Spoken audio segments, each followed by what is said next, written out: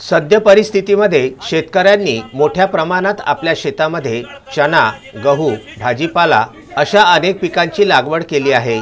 वीज वितरण कंपनीचा बेजबाबदारपणा व अधिकाऱ्यांचे बेताल वक्तव्य, अश्लील शिवीगाळीचे प्रकरणे समोर येत आहेत। प्राप्त माहितीनुसार नांदगाव खंडेश्वर येथील कार्यकारी अभियंता, महाराष्ट्र राज्य वीज वितरण कंपनी येथील सहाय्यक अभियंता चितळे त्यांना एका ग्राहकाने भ्रमणध्वनीवरून संपर्क साधला असता अश्लील भाषेत वक्तव्य करून ग्राहकाला तसेच विद्युत कर्मचाऱ्यांना सुद्धा अश्लील भाषेत वक्तव्य करून आपल्या अधिकारी पदाचा परिचय दिला आहे।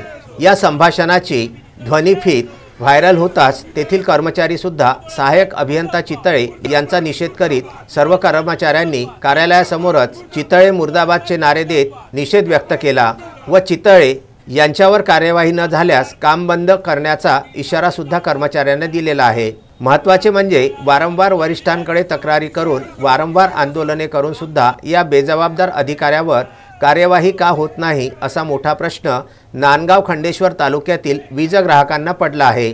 या आंदोलनकर्तेवेळी जरीन शेख, जगदीश कदम, सावरकर, अमर जाधव, लेंडे, सुचित बोरकर, निलेश वैद्य, मोहन गौतम, प्रीतम गणेशकर, अनिल तायडे, आशिष वसू, नवीन रंगारी, अजय मेश्राम, अमोल पवार, योगेश बेदरकर, भूषण भोयर असे सर्व कर्मचारी तसेच अप्रेंटिस असोसिएशन कर्मचारी व महिला कर्मचाऱ्यांनी हजर राहून निषेध व्यक्त केला।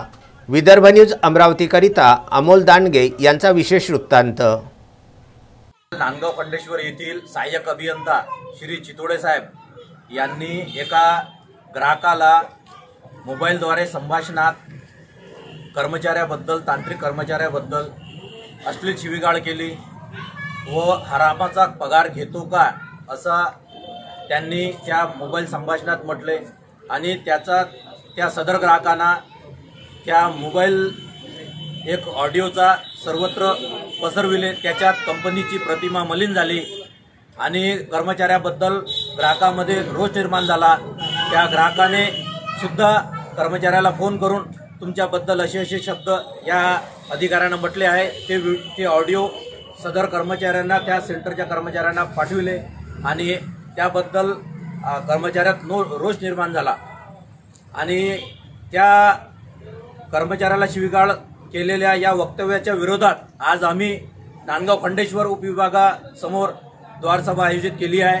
जोपर्यंत त्या संबंधित सहाय्यक अभियंत्यावर चितोळे यांच्यावर कारवाई होत नाही तोपर्यंत आम्ही निषेध करणार आहे आणि जर कारवाई झाली नाही तर नांदगाव खंडेश्वर उपविभागात कर्मचाऱ्यांचे कृती समिती याची आम्ही दखल घेऊन आम्ही काम बंद आंदोलन करणार आहे।